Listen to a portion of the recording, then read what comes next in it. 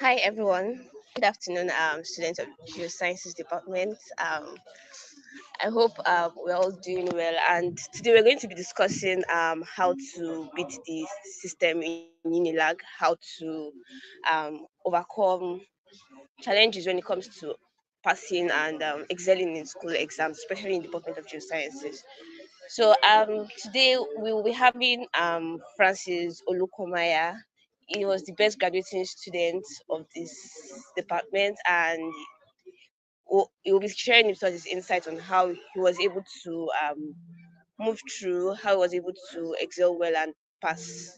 I mean, to be able to do well to be able to get such grades. Also, we'll have Tito Mwachoko. He's a 400 level student of Geosciences Department, and he's also going to be here to share with us his experience on how he has been able to juggle school and at the same time balance other activities he's into, businesses, extracurricular activities, and yet still perform well.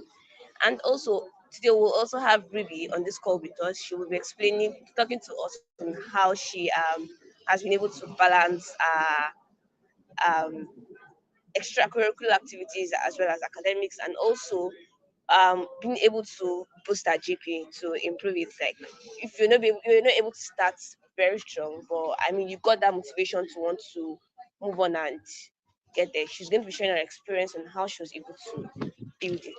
Okay, so I'll be giving the floor on to Francis Olukomaya. As the best graduating student, I just want to know like how do you feel about it, your experiences? Well, as the best British student, I think first thing is that Yeah. I thank Francis, God I want for to it. confirm you can hear me. Yes, I can. Like, how do I you don't know if feel you could being hear the me best clearly. graduating student? Well, I it's good. I feel good. You know, of course, I thank a lot of people for helping me achieve that feat.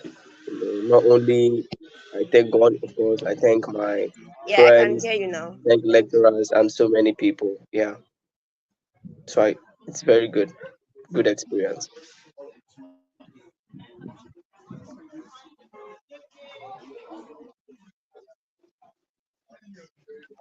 Okay, I'm done.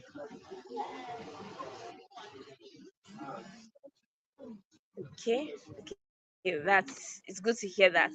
Okay, so Tito, like, how do you tend to like feel? Okay, yeah, thank you, Francis. Thank you. It's good to hear how like I mean, it's a very great success and feat you achieved, and congratulations on it. Tito, so yeah, like how do you feel about I can hear you. I can hear you. I can hear you. I can I can okay. I can hear you.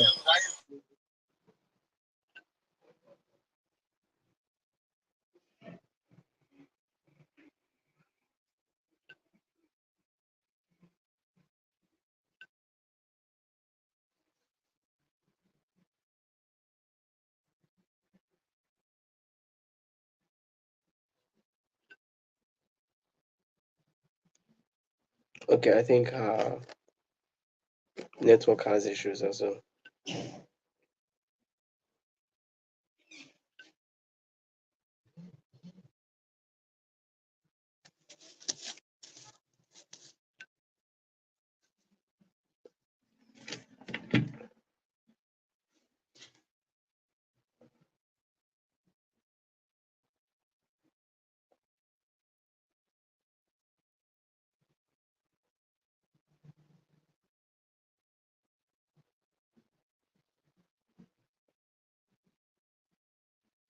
that? I don't confirm you can hear me back.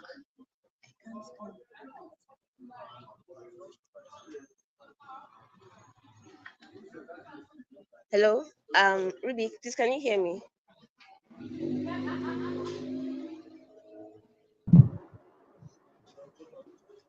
Oh, yeah, I can hear you. Oh, okay, thank you. So I was trying to get with Tito like how has it been for him like balancing and managing school. Can you hear me? Can everyone hear me? Yeah, I Can can everyone hear hear me? you. Yeah, I want to be sure I'm audible. Hello? yeah, I can hear you. All right, good afternoon, everyone. Thank you for the opportunity to be here. So yeah, back to your question, and I tell you that now. Balancing is almost never easy, but you just have to try your best. I think I might talk more about this, during the conversation and the conversation progresses. But one thing about, balancing work and school and other activities, sometimes those knowing, scale of priority. I would say that in a short way, knowing what your skill sets are, knowing what your strengths are, knowing what your weaknesses are, and knowing that practices and abilities that you can use to, would I say, strengthen your weaknesses and capitalize on your strengths. And basically just understanding and having some level of self-awareness. So that's why I would say it hasn't been easy, right? Because you have limited time. Everybody has 24 hours a day, irrespective of what you are doing. You just need to know how to manage your time for, would I say, the best output that anybody can do. Yeah, that's all I have to say. But as the conversation Yeah, progresses, I thank you hope for to say more. thank you for sharing that. Okay, Ruby, over to you. So being trying to like move your GP, like starting not really on a strong ground in the first place, but getting to like ensure and have that momentum to move on to being very, very competitive amongst the department. Like how do you feel about Okay. Hi everyone. Hi Hafsa. Please, I hope you can hear me. that fit? How do you feel about it?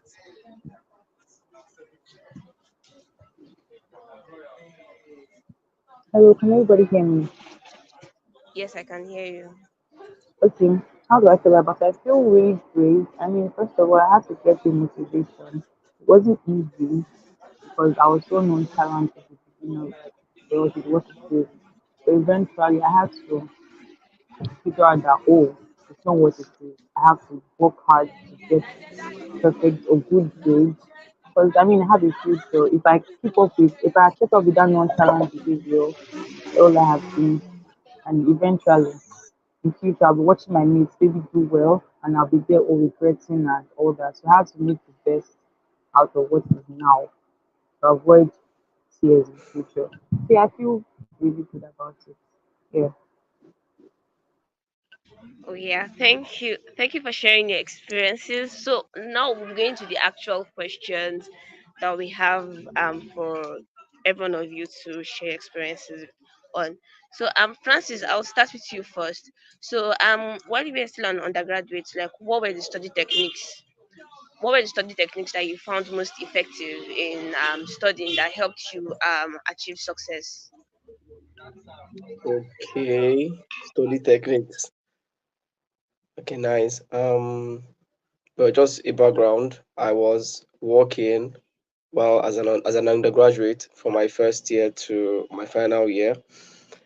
So and also taking some self-development courses as well. So maybe from my first year to my final year as well. It was not easy, but I'll just put it in few words. I'll call it PCP. So P is like personal study, C is collective initiative, then P is also under personal study. All right, by that, the first personal study, of course, has to do with preliminary reading. Just studying what you've been taught in class, the slides, and some nice classes you're able to um, do within semester. Also study in the library. That's within the semester.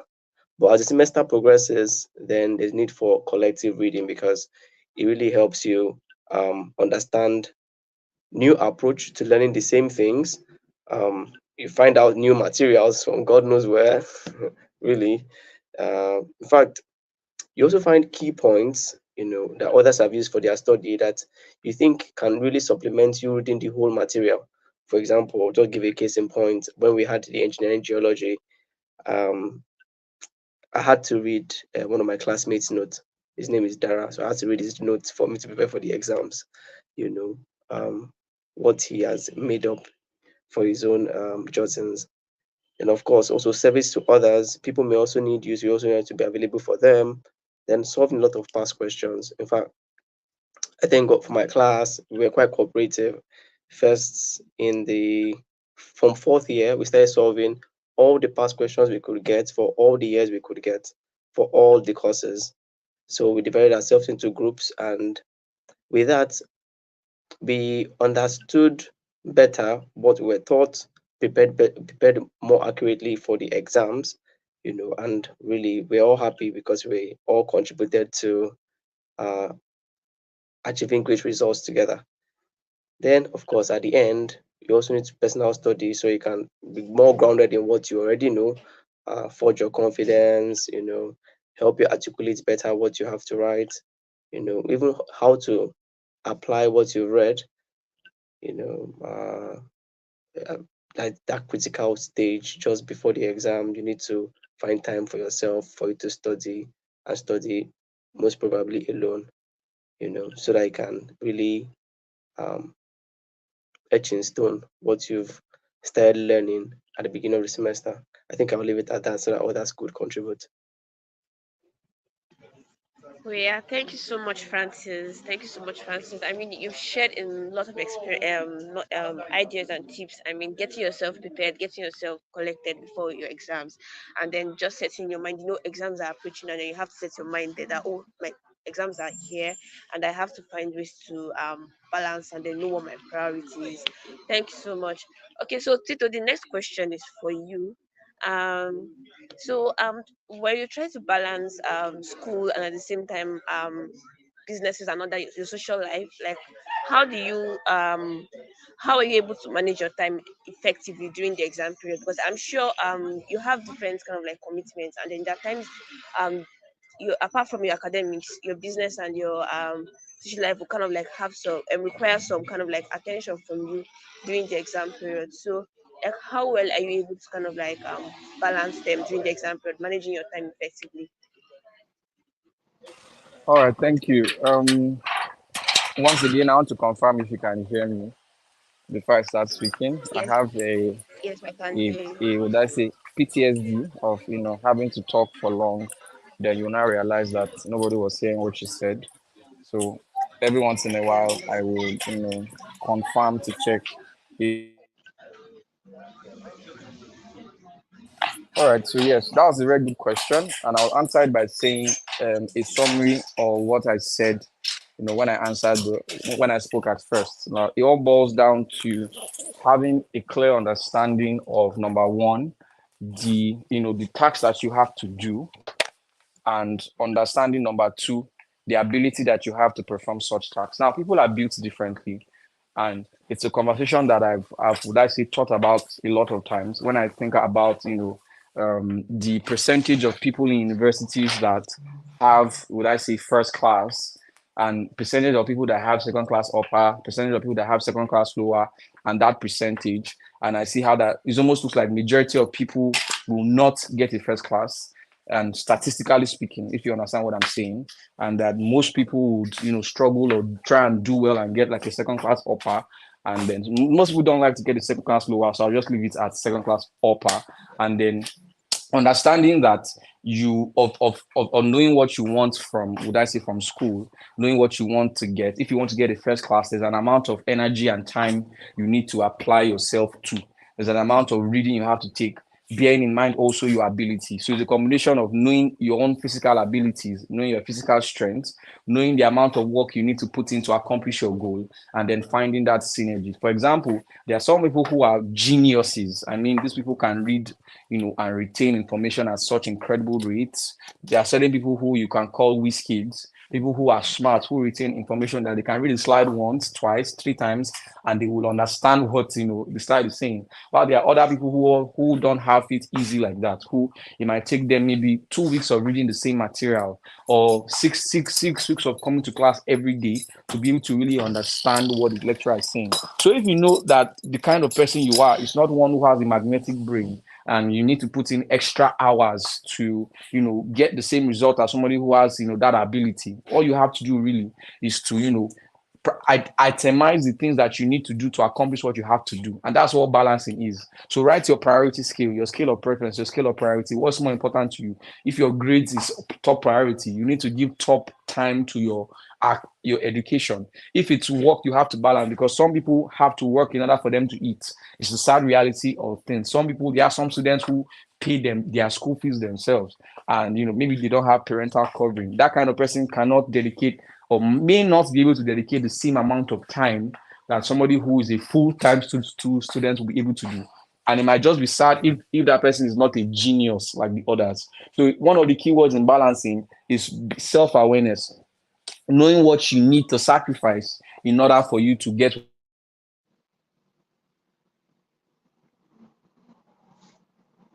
you want.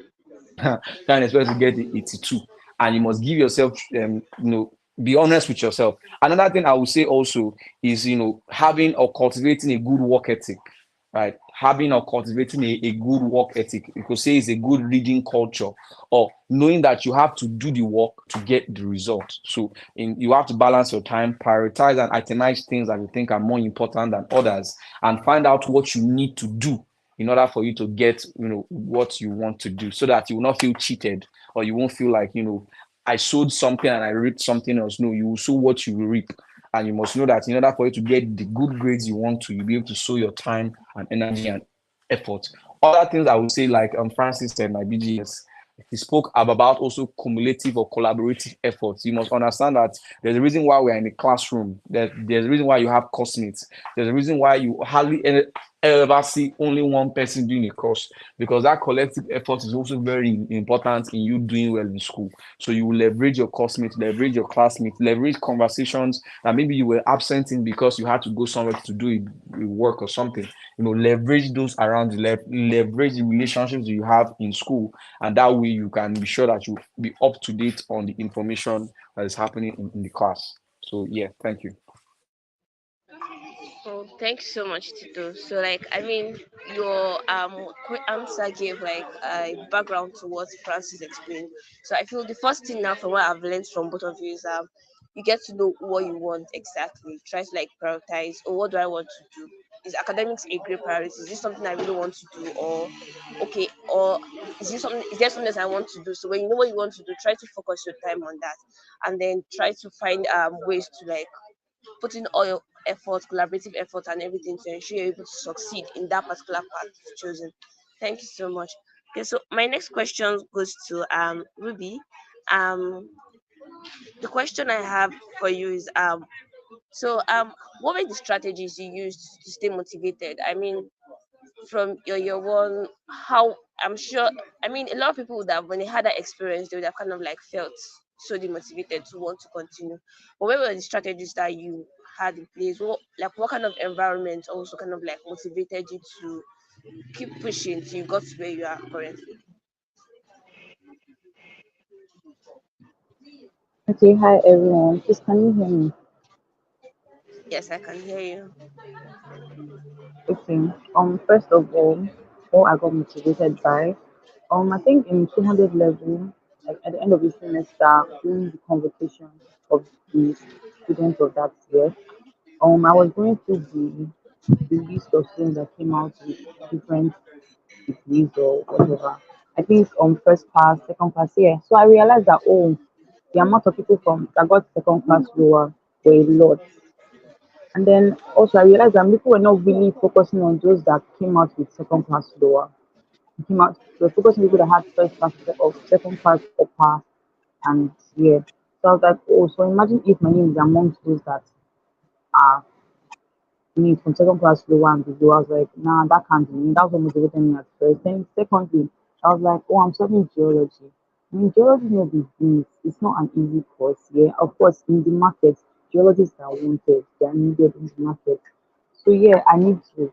I deserve this all money. I mean, I can't go to school for 5 years and have still come out and not do anything with my life. And all money is not anyhow money. All money is big money. That's what motivated me to, oh, okay, I can't come out with anything less than a 2-1. And then I have something bigger in future. So, to be accountable for, yes. And then also, in terms of reading too. I mean, like I have an accountability partner here, like someone that will be there for me. I'll keep up with them, but how far I have read, I'm like, okay, I have to give details to the person each period or each. I need to every 2 days on what I have read, and if I don't do that, it will be wahala for me because it's not a small person I'm giving accounts to. It's a big person. If you get, okay, that was what motivated me, and also yeah, my mom. I mean, I can't say I go through all this struggle for nothing. Those are the three things that motivated me to do better academically. Yes, thank you very much. Thank you so much. Thank you so much for sharing. I mean, the first thing that motivated you was wanting to be competitive, like staying amongst the top. Let me say top 10, but like being amongst the top, amongst the peers, and then put yourself in that list such that when they are bringing opportunities around, you're amongst those that will be able to like grab from it. Yeah, that's like one key motivation that should actually motivate us. I mean, you have to stay competitive and try to see how well you can um, be amongst the top amongst the peers. Then also you also mentioned your family. You also mentioned having a study partner that was also reading, and then the person kept on motivating you to still want to do to learn and to do more and then also succeed. Yeah, thanks so much for sharing. Um, okay, so the next question I'm going to be asking now is will be addressed to Francis. Yeah. Okay, Francis, yes. So I know you've answered the questions. I know you've answered the question as to those things that helped you succeed. But now we're asking of resources or tools. So when we mean resources, books, maybe perhaps some applications that you were able to use. Was it YouTube? What were those things that you were able to use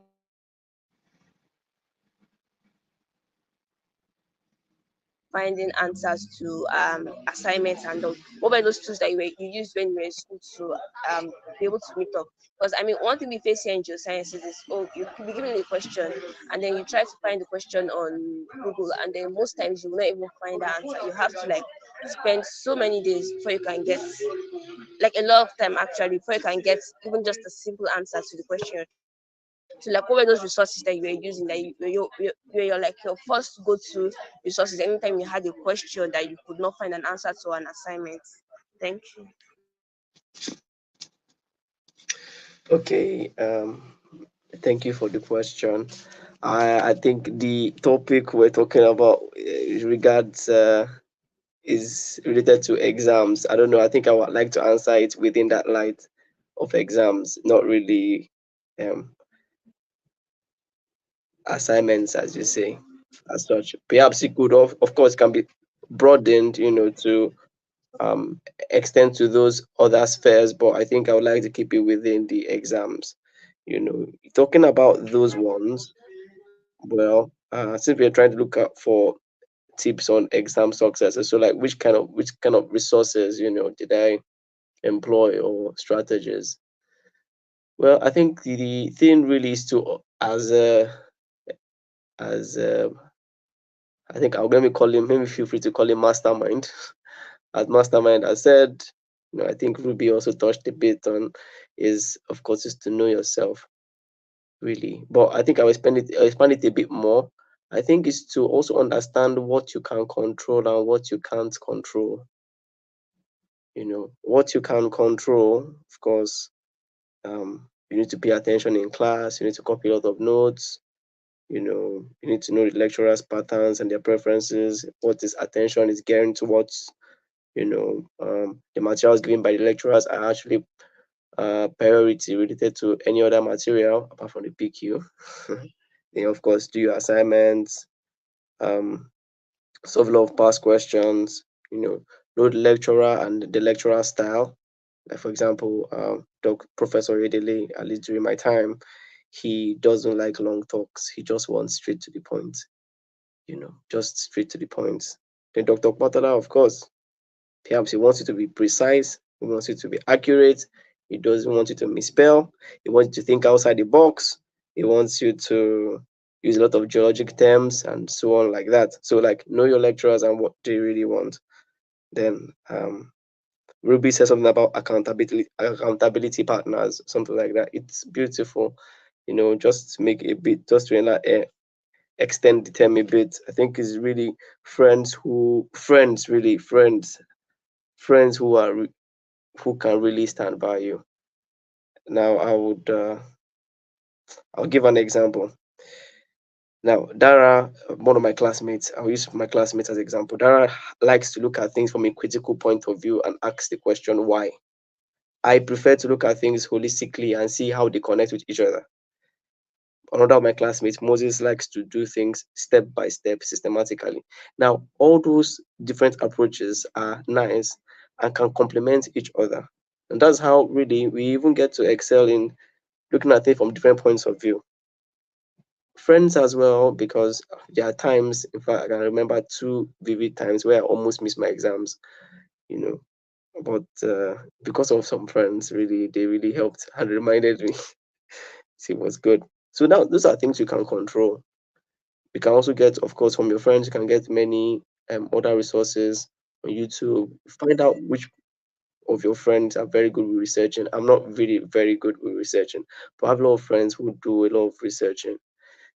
So yeah, so they do that. I get to share my knowledge, the one I know, the one that they also know. Of course, we get to share our knowledge together and all like that.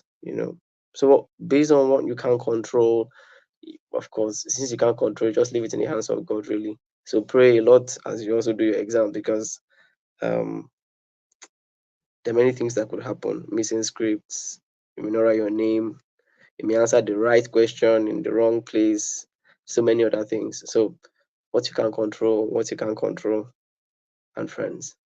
I don't know if I've okay, I think I'm done. Yeah, Thank you. thanks so much.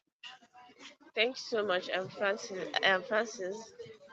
Now use me to talk and waiting here. So yeah, thanks so much. So I mean, I gained a lot from you. Your friends, the resources around you, knowing yourself are very key strategies to actually succeeding and doing well in exams. So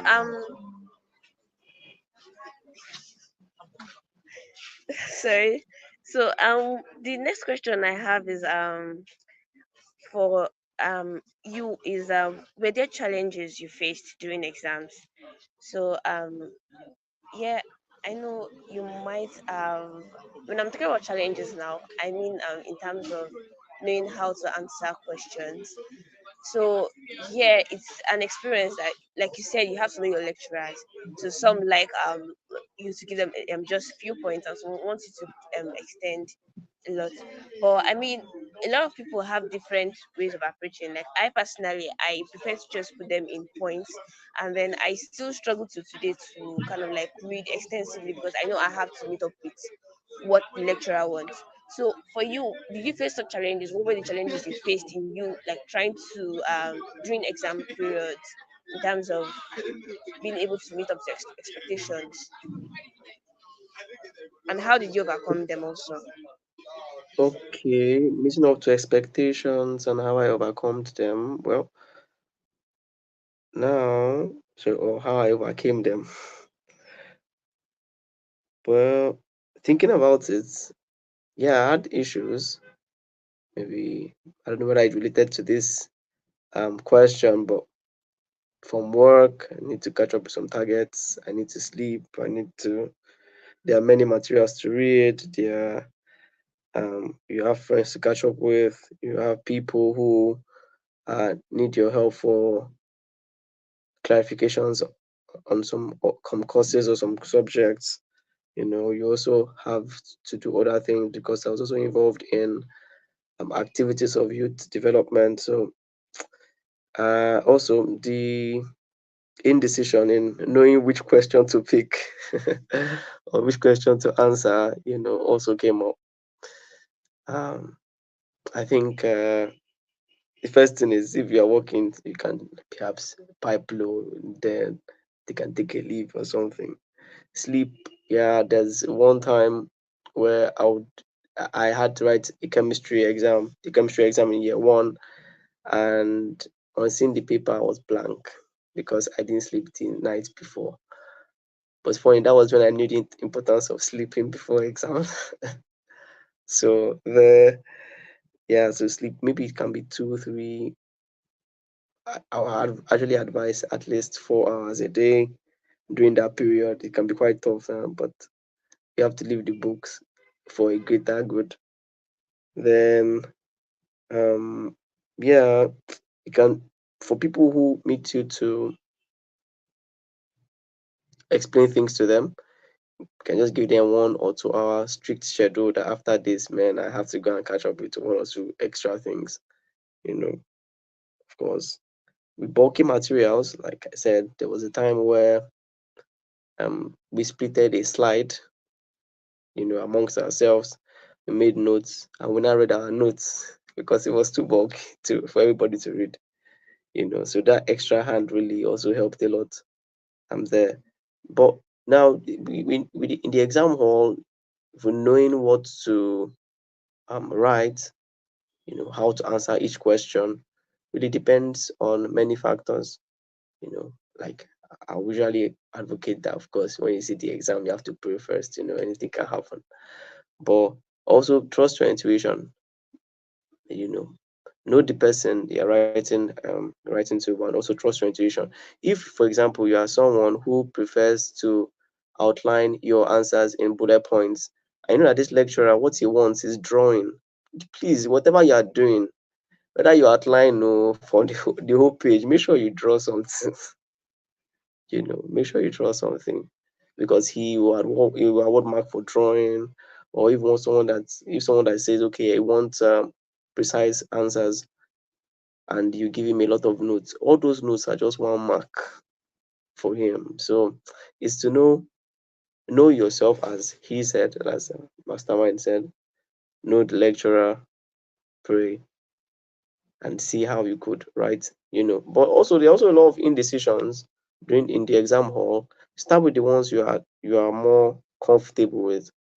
Even though you may be comfortable with them, like people that are genius like you, but start with what you're most comfortable with, and also check the time so as well. I think that answers the question, I guess. Oh yeah, thank you so much, Francis. Thank you so much. So the next question goes to Ruby, and then the question is so like during the exam period, did you experience? I mean, a lot of us actually experience anxiety actually. So like how have you been able to cope with it, like anxiety, stress, and all? Because I mean, you need to manage it and then still do well, and then if you let it overcome you, it's possible it kind of like overshadows your whole effort in trying to succeed in exams.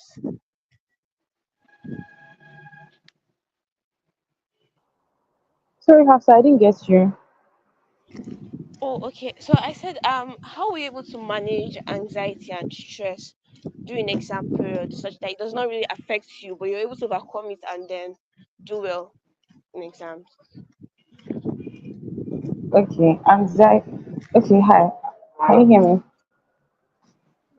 Yes, I can. I can hear you. Okay, I've been in situations where I have like two bulky courses to do in a day, yes, or like few exams to be done in a few days. How was I able to manage it? I just make sure I read as much as I could. Most times I had to do overnight, yeah. Even though it was beyond me, I had to just do overnight back to back, back to back, back to back, just for the exam.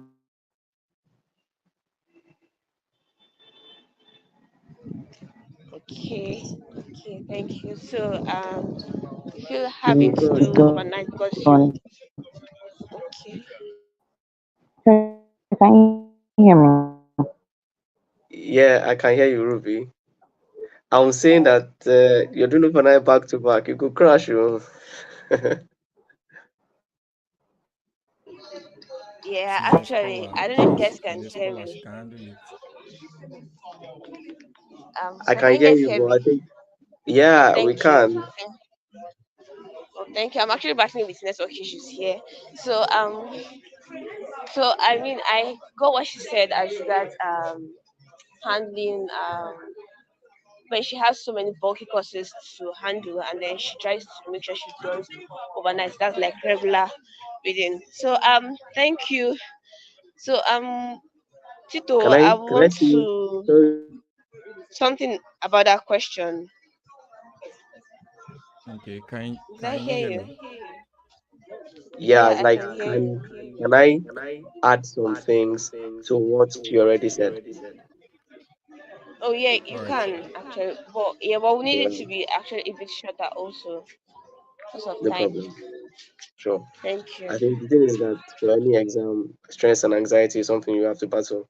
You can never be 100% prepared for any exam. So it's you have to deal with it. Sure. So um and also I don't know, just my own personally, it may be different for other people, but I prefer not to engage in. Did you remember what is this kind of what is metamorphism, or what is all these questions before exams? It kills confidence, really, because once you don't know metamorphism, you don't Yeah. know you don't know any other thing, because you think that what you've read is substandard and it will not come out. So I don't know. That's just what I wanted to add. Okay, yeah, thanks so much. Thank you. Tito, yeah. Do you have something to say about it? Oh yes, I would say that there are a lot of people fail exams because of lack of confidence, not being confident in what they have read. And I always say, not like I always say it, but I heard a lecturer say something like this similarly, and it's his worldview that I think I've had for a minute. That do whatever you have to do before the exam hall. Once you get inside, just see it as whatever you write is a consequence of what you have read or what you prepared for, and that the moment you begin to operate from a place of fear and anxiety, you're already on the path of failure, right? So as much as you can, be confident in what you have done. I heard of people who these ones, I actually know these two people. Somebody who didn't read as much as the other person, but at the end of the day, the person kept getting higher grades than the one who has been reading since year one. And he's a friend of mine, and he has come to me severally, and he came to tell me stuff like oh, that he doesn't know why he's always getting a D or a E. And I sat him down and we spoke, and because this person is, would I say, more diligent than me in terms of like school activities and stuff. And I said, okay, come, how do you approach questions? How do you write questions? And then we looked together and we saw that one of his weaknesses was his handwriting. He didn't have such a good handwriting, and because of that, because this is not secondary school, the lecturers are really not as patient as maybe when you were in secondary school, and that was one of the things that were marking him down because of his handwriting. And after a while, we spoke about that, we improved on his handwriting, and then he began to see some level of progress. And the second thing that we saw was anxiety towards exam, because of how some people believe that if you do not do well in a course, your life has ended, or you are a failure. That's not really true, right? There are certain things that can make people not do absolutely well, and that doesn't make you less of a student, doesn't make you less of a human being. I've heard stories of people who have committed suicide because they didn't get good grades or because of the pressure of school. Your life is more important than your grades. I don't want to put that out there, right? But the moment you begin to operate from a place of fear and anxiety, you begin to lose. You're already on the path of failure. I don't know if you understand what I'm saying. The moment you begin to operate from a place of fear and anxiety, Yeah, I almost like, do. Yes. okay, you're already on the part of fear of failure. So be confident in your abilities, what you have read. Like Francis said, sorry, that you will first, all the things you need to do before the exam, prepare, find out the lecturers that are teaching this course. There are some courses that there are two lecturers are taking this course, and that's why you see in your exam sheet there's section A, section B, right? Find out how this lecturer likes to have his questions answered. Find out how this lecturer has this or that one. If it's a lot of notes he likes, give him a lot of notes. And also, for example, me now, I don't really know how to cram a lot. I'm not a cramming machine. I mean, if I don't understand the concept, I will not be able to piece it back in the exam hall. But some lecturers want you to write what they said verbatim. For those lecturers, I don't really get very, very high scores, but I still do well because there are some courses you just know. And people often underestimate CA. Some people joke with their CA.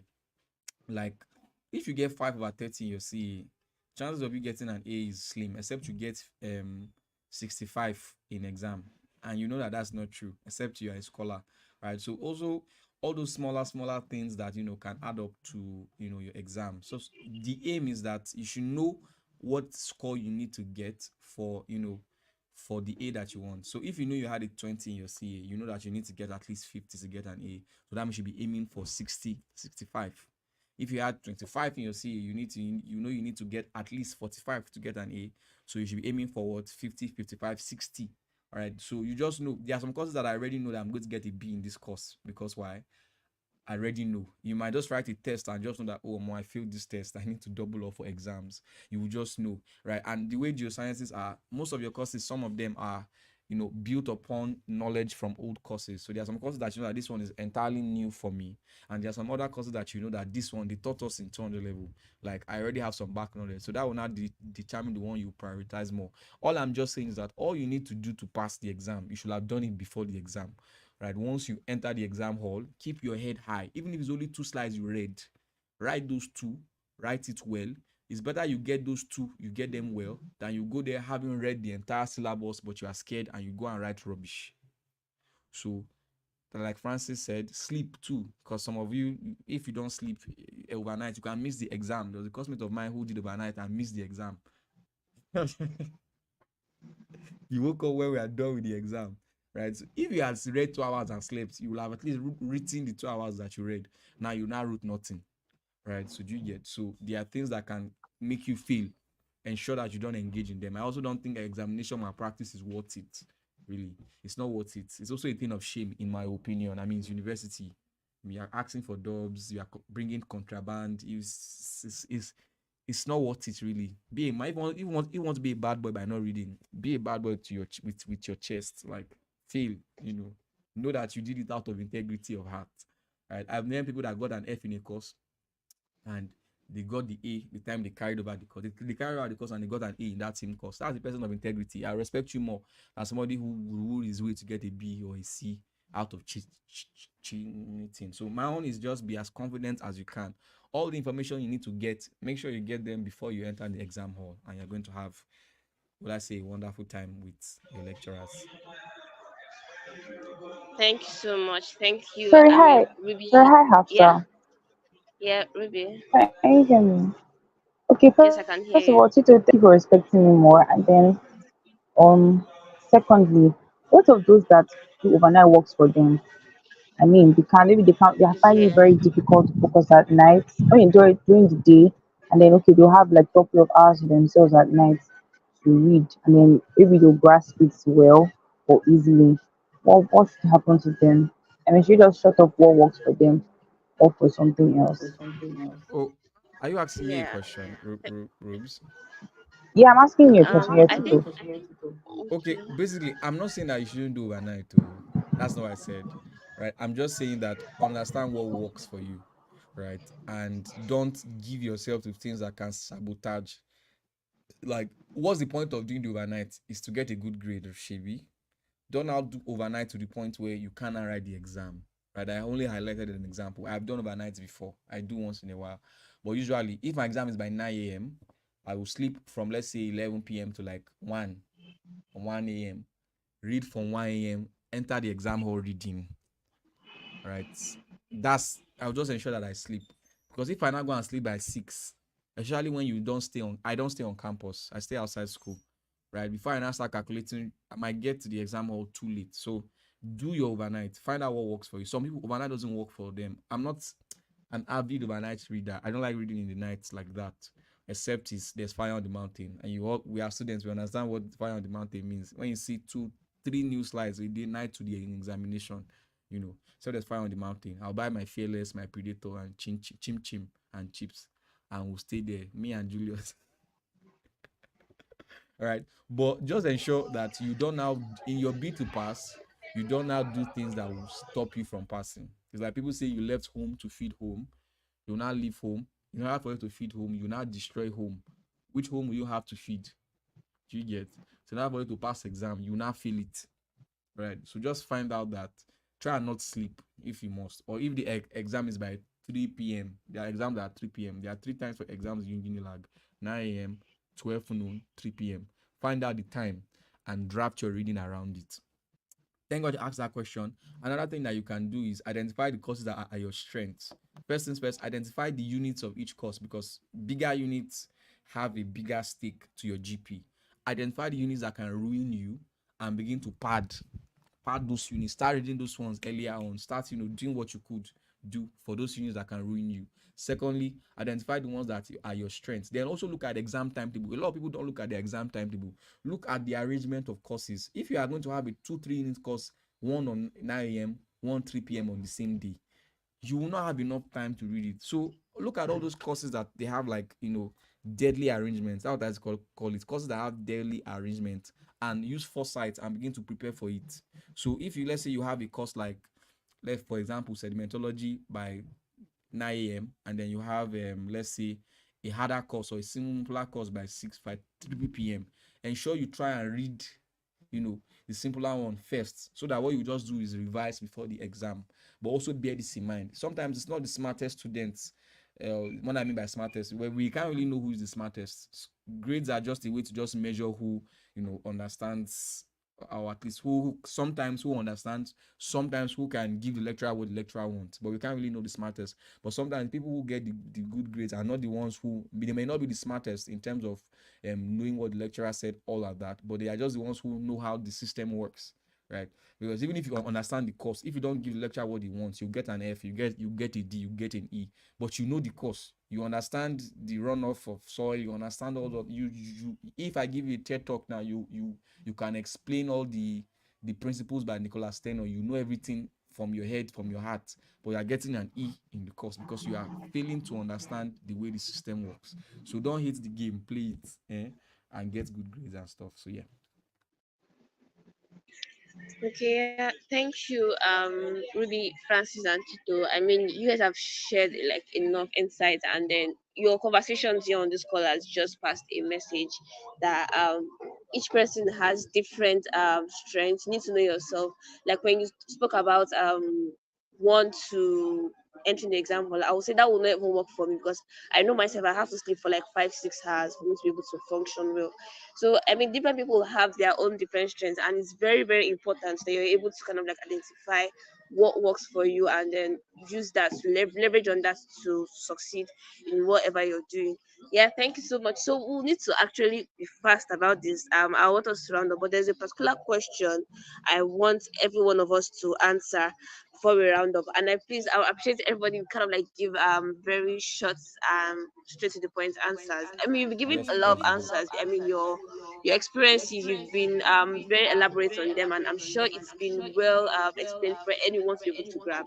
Yeah, but so please let's try to make it fast so we can also round up.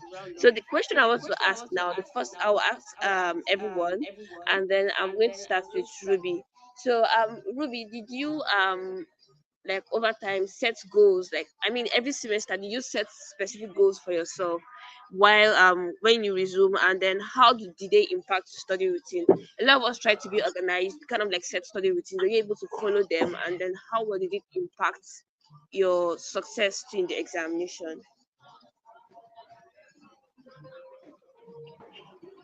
Hi, Hafsa. Hi, yeah, I can Can hear you hear you. me, please? Okay, yes. Every semester, for the beginning, I set goals. Yes, I always make sure. Okay, for example, on year three, in 2011, it was like my operation 4.0 semester, CGPA semester, and I made sure I even had to beat it. I mean, I got Scholar. above, way above 4.0. Please, Tito. Scholar. Marvel, Anyways, show us way. but I think they were harder. There was a course GPS 314. Yet my year three first semester wasn't all that rosy. It was not easy because I had this very troublesome course GPS 314. I was like, okay, this is that, but then almost that's by the ratio. So Oh, yes, it was three in the units. end, yeah, exactly, it was 3 units. Like that was like my worst course I had to. That's the worst course I had to do. A very deadly cost. But then yeah, in the beginning of semester, I set my goal, and I worked to make sure I did well in my test, like very good in my test. I mean, tests always matter. Tests always determine your exam or your final result. I mean, if you not necessarily guess, but then from your test you can know okay how good or how you have to work to get an A or a B in your exam. So yes, how did they turned out really I mean like my goal, the goal I set at the beginning of the semester always worked out. I mean But now this year I'm planning for first class. I got this if we need to work. So then yeah, that's it, shall. Wow. So please, Okay, yeah, thank you, and I'm sure you'll be able to achieve it if you keep on moving. I mean, it's really, really motivating. Okay, so next one, Francis, please, I want you to answer the question. Setting goals and then having a study routine, and how well it impacted your success, and how well you're also able to follow the study routine you set for yourself. Well, I have a slightly different approach. I don't know. It's true. I set general goals. So okay, look, we have to get all A's in this course. Anything that would happen should happen. Really. So like that's like the goal really. But the thing is, I don't make it. I don't be. Of course, you have to break down that general goal into specific goals. You know, each day, what you need to cover each particular week, the targets. Yes, definitely. But I don't take life too seriously like that. So I'm not too hard on myself as such when I don't achieve those goals. Yeah, the thing is that if, for example, I set a goal that, okay, no, I need to finish up, maybe, for example, a particular course on electrical method, for example, I need to finish it up by this week so that next week I enter into a different course. I didn't finish up electrical method. I will not start thinking that, hey, yeah, I didn't finish it.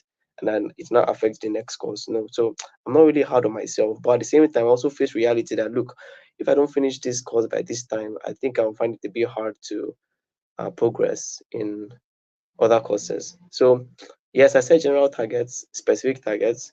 At the same time, I don't make it. Um, I don't be hard. I'm not hard on myself, and I face the reality of things that also tell myself the truth. You know, really. So that is my own approach to things.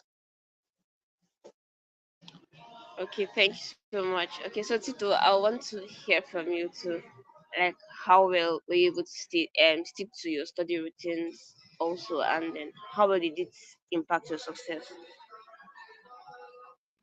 All right. I think one of my biggest, would I say, strengths and sometimes limitations is my mental disposition towards school. I'm more fluid and I'm more like something Francis said, um, not too hard on himself. I'm that person. I'm hard on myself, not too hard on myself. So I like to set goals based on my strengths and based on there are some, for example, I think it was 300 level or so where I just got a really a I think I got a new role or I got a new, will I say, client that needed some level of mental acuity and mental space. And I just said, you know what, if I don't get all A's or if I don't get, would I say, plenty grades this semester, I should not beat myself up, right? And that's me, right? That doesn't have to be you, right? So there are some times where you just know that, oh, okay, what do I really, really want? For example, I didn't come to UNILAG with the mindset of wanting to get a first class. My major goal for coming to UNILAG was to, the first one I can't really say like that, but the second one was also to find myself really and to, getting a degree on the side is like something that also is important to me, right? Doing well. My parents have imbibed in me how that no matter what we find ourselves doing, we ensure that we do it well. All right, so you just set goals for yourself and you stick to it. A lot of people set unrealistic goals for themselves.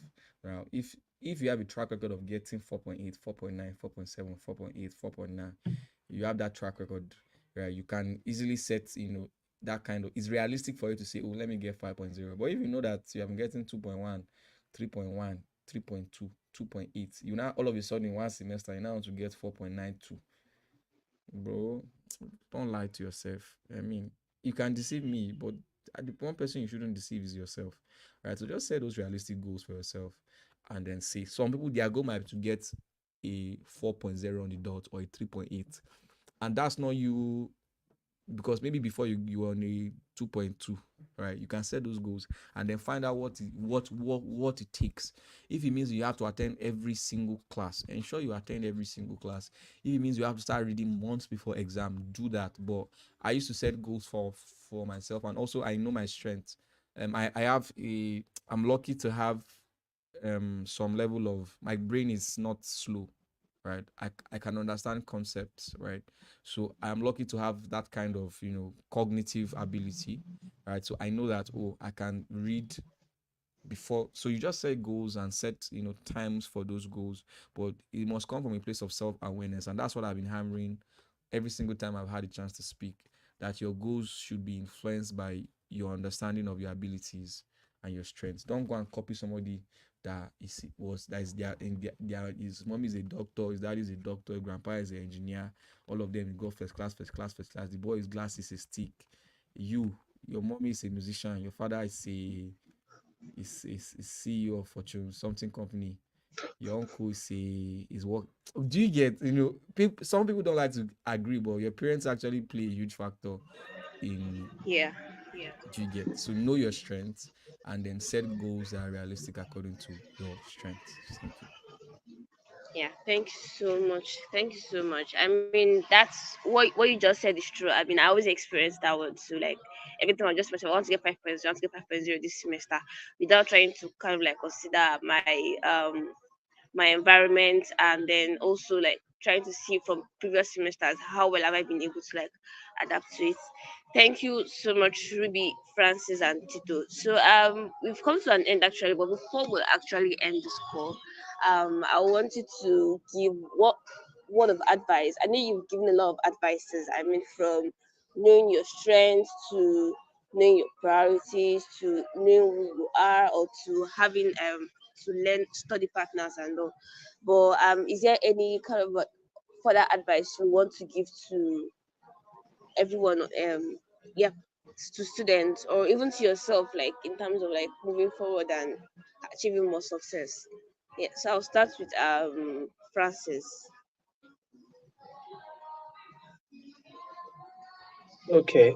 Um, my last words here will be um, work smart, knowing yourself. At the same time, don't forget to pray hard because many things are not within your control. That's it. Okay, thank you so much. Thanks so much. So that's more about praying more. Okay, so Tito, like what of advice do you have? Sorry, I had to go and drink water. My throat was parched. All right, so yeah, Sorry. in following Francis's lead, and I'll keep it short. Um, let find yourself, become more self-aware. All right, and that will give school context, right? So don't just want to read because of getting good grades alone. You know, read because of the kind of life you want for yourself, and don't allow those things define success for you. You can define success for yourself, right? So um give school context. That's what I'm saying. Let's The reason for going to school shouldn't be school, just to go to school. If you can find what kind of life you want for yourself, you can find the kind of roadmap you want for your life, school will then be giving context. Good grades will then be giving context. But don't just get good grades just for getting good grades. That's how you can beat the system, right? That's how you can beat the system, right? So give yourself context and find out what life should mean for you, so that you are above that rat race of academic failure and academic pressure. So yeah. Thank you so much. Thank you. Yeah. So Ruby, um, what word of advice do you have?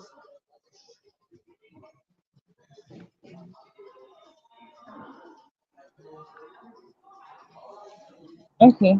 Okay, for me, you should have God first. You should work hard. You should work smart. You should also socialize. I mean, you can't be alone. You can't be an island until you want to pass. It's not possible. Who will be there to do that? Who will be there to give you backing and all that? Yeah, and also there's time for everything. Can't tell me that you have exam in like 2 weeks and then 2 weeks to exam, you're going for this overnight, you're going for this party or something like that. Now, I don't know. You say, okay, when I come back, I'll then when you come back to be useless, bro. So, yes, just do that. I mean, it's easy for you. Thank you. Okay, yeah. Thanks so much. Thanks so much, everyone. I mean, I've gained a lot, and I'll be giving a few summary. But what I'll expect everyone, like when you come back to watch, and then you're coming back to actually gain more insights and learn more. I will be expecting yeah, you can send your feedbacks and what anything you've learned, can share your insights you've gained to back to either the PRO that's still me or nmjsulag@gmail.com. We want to know what you've learned more about, and yeah, more insight. So for me, I've gained a lot. I mean, it's more about first of all, it's for me to kind of like know what I want to do. Do I really value education? Is it what me spending time on? Do I really want to pursue this BSc for 5 years? Then after I've made my decision, the next thing is for me to know myself, like what are my strengths and my weakness, and then also knowing myself, knowing my lecturers, trying to study my environment, and at the same time also keep on ensuring that I keep praying to God. And then also yeah, it's more of like we knowing ourselves, knowing our environment, and then also trying to socialize. And yeah, so I don't want to spill everything. I'll still be expecting more insights from every one of us, yeah, through nmjsulag@gmail.com. Yeah, so thank you everyone. Thank you Tito, thank you Francis, and thank you Ruby. You really shared enough like insight, and I've really gained a lot from you guys, and I'm sure you've also gained from each other from the conversation we had here. I'm sure everybody has gained one or two things from each other. Thank you so much. Thank you. It's my Thank pleasure. you so much, Hafsa. Have a nice day, Thank guys. you. Yeah. Thank you very And you much. Bye. too. Thank you. Yeah. Thanks. Bye.